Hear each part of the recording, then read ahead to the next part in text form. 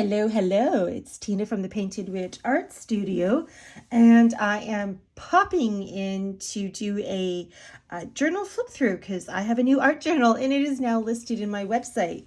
So I feel like it's been a while since I've done a video. I know it's been a few days actually. It was last week before we had our beautiful Canada Day long weekend.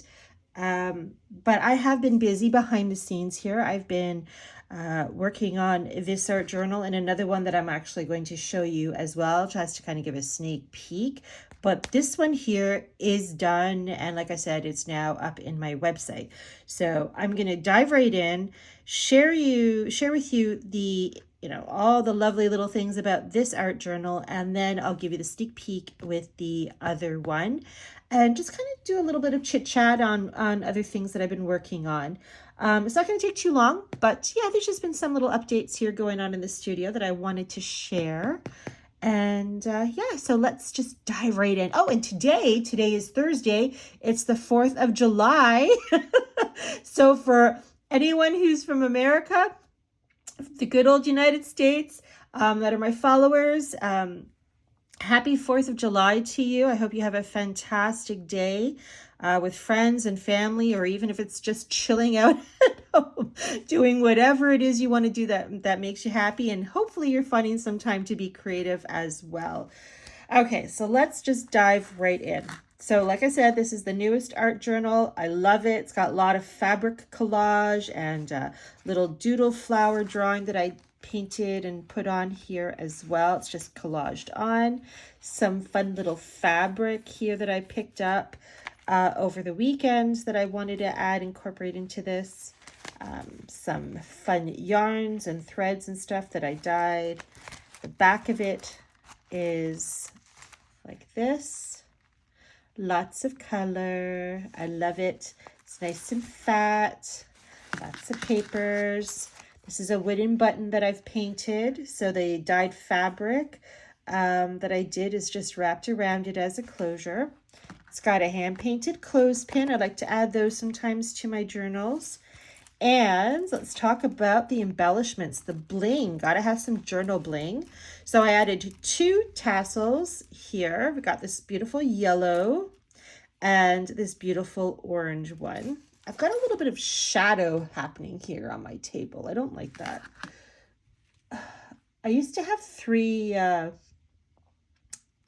things of light here, but studio lights here on my table to help brighten up my space here, but I had to steal one of them off my art table and bring it over to my jewelry making table because I needed more light over there.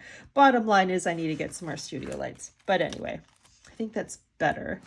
Let me just hold on a second. I just want to see if I can ramp it up a bit. Nothing like a little interruption due to studio lights. No, it's not doing anything. I think I have it right at the highest. Okay, so let's talk about the book bling, the journal bling.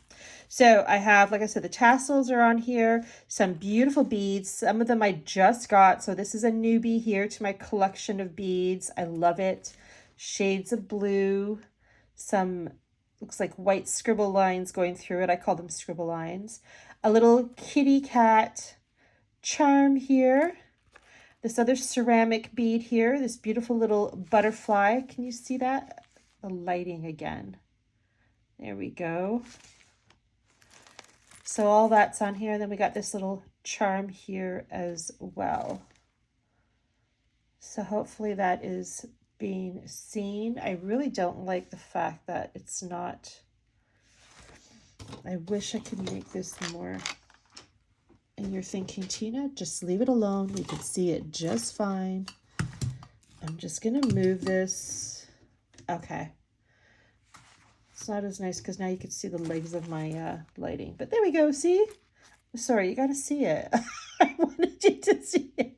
Oh, the sparkle bling. So anyway, there we go. The little kitty cat charm. Okay. All right. So now let's just go inside to the inside of the journal here.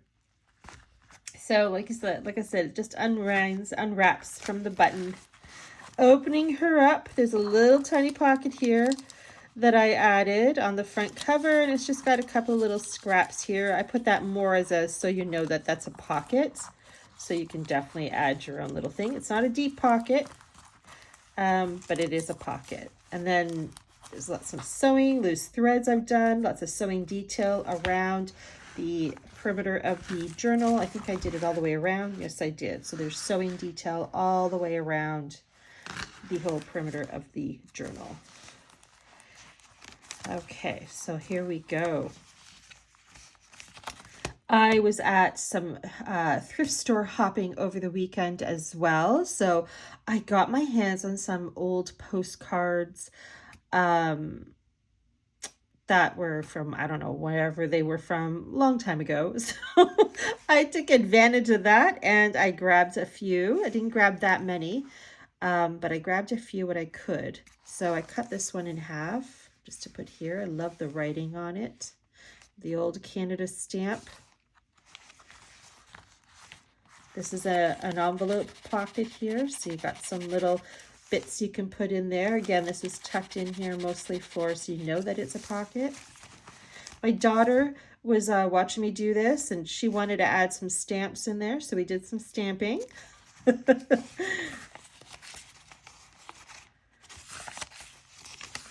Lots of different kinds of varieties of papers, like with all of my journals.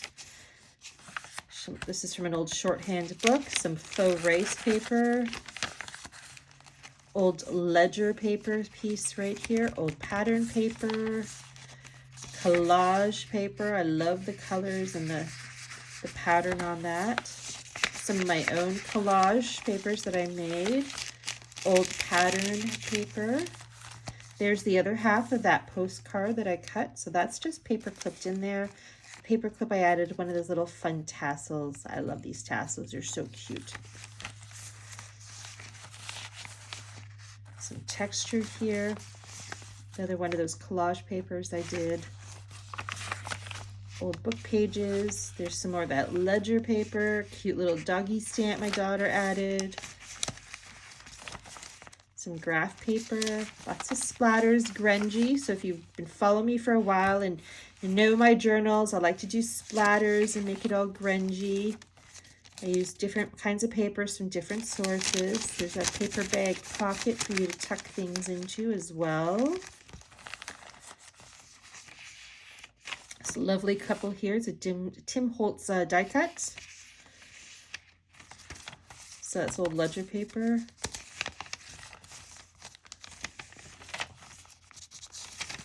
Lots of papers in here. Some more of that collage paper I have. Rice paper, shorthand paper from old page from a shorthand book. Magazine paper. This flips up like that. This is some more faux rice paper. Okay, so what I did a little different in this one. So typically, and this one still applies to this as well, I always hand sew my papers, the papers to the cover of the thing. So they're hand sewn in with wax thread. So all of the papers I just showed you are all hand sewn. And then the other side of those papers, which is the second half of the book, are all hand sewn as well, okay? However, what I did differently is that sometimes I like to add extra bits of collage papers and everything to my journals. And if you've bought one from me before, you know that I sometimes will do that. What I did differently, though, is that in addition to the papers that are part of the journal that are sewn in, I added extra bits of collage papers, which is right here, this bundle here. And I just used string and attached them that way. So these ones are not sewn in, though they look like they're part of the journal. They're not. They easily slip in and out. So you can, and the reason I did that is so that you can pull it out, cut them, rip them, do whatever you want with it if you wanted to do some, and use these for collage art. So all these papers here are just tucked in through the string I added to the spine. Okay, so you could use these, like I said, as collage in any way that you like. Now, if you wanted to keep them as is, and just leave it like that as another just different, more additional pages in your journal. Obviously, you can do that. Like I said, they're just tucked in, folded over this piece of yellow string that I added here to the journal, okay? So that's this bundle here that I just flipped through, okay? So now we're going back to the rest of the actual main body of the journal, and the rest are here now sewn in, just like the rest, the ones previously, I should say.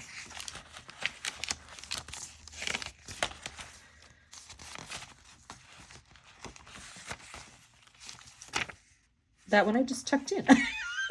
Just this random thing.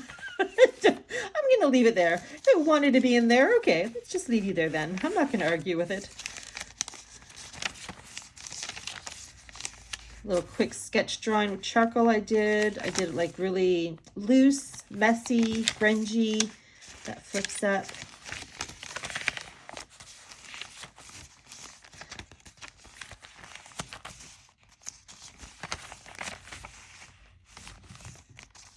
Some more of that old journal ledger paper, graph paper.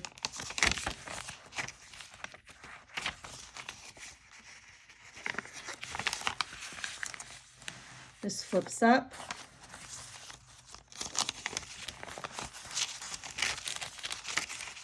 Lots of pages in here.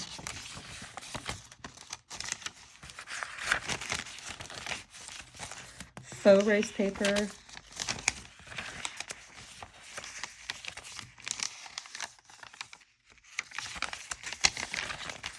And another envelope pocket right there. And then we have, this is a strip of drywall tape that my daughter wanted to stamp on, so we did some stamping here as well.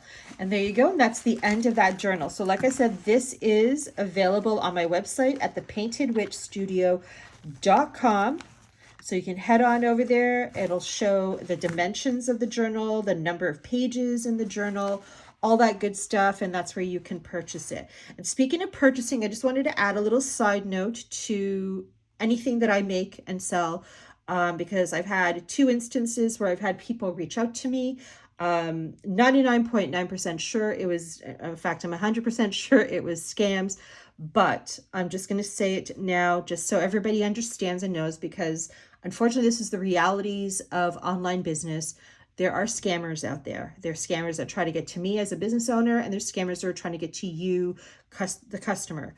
So just to reiterate here, because you're hearing it from my own mouth, I do not ever, ever, ever sell anything outside of my website. So what I mean by that is that I only sell and take orders that are done through my website. If you want to purchase something from me, you do it in my website.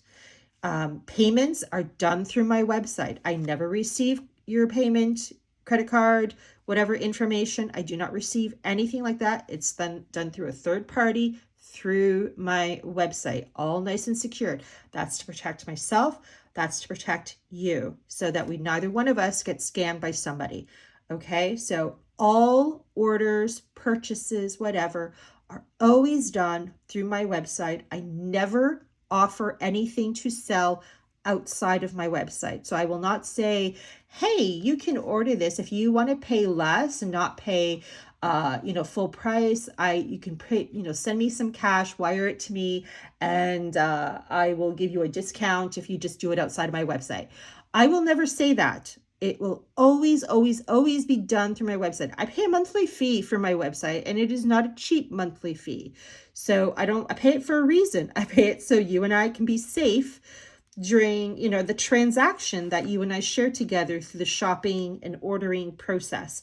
So I'm more than happy to pay that monthly fee every month, and if I pay it for a reason, I'm going to use it. So all transactions are always done through my website. So if you ever receive anything or someone's contacting you saying it's me, it is not me. I will not tell you to order outside of my website. I will not take payment from anyone outside of my website. I will not do that. I don't care if it's through PayPal, through instant bank transfer. I do not do that. Everything is done through my website. Okay. Just wanted to get that out there because like I said, there's so many people trying to scam out there.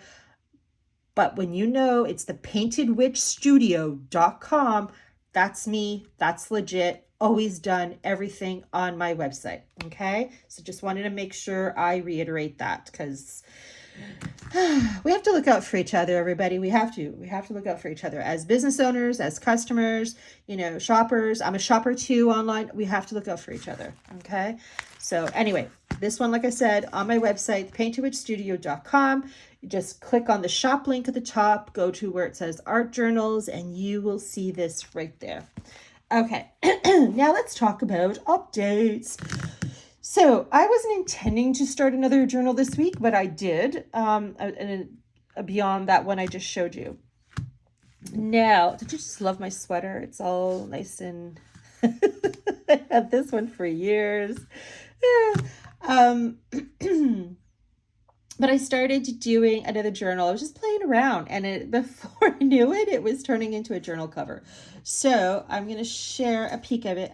Because it's Thursday, I'm not going to have it ready for this week, and that's fine because I don't want to rush. I don't like rushing. I like to take my time. I like to have fun. You know, when I'm making a journal, I like to have fun during the process before I'm finally satisfied and say, okay, this is done. Now it can go out there. So I was playing around with an envelope I received in the mail, and I started playing around with it and doing some collage on it.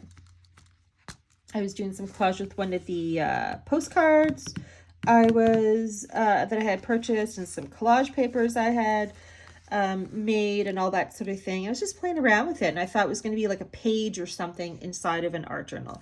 But then I started looking at it, and I'm like, you know what? I'm going to make this a journal cover because why not? Why not?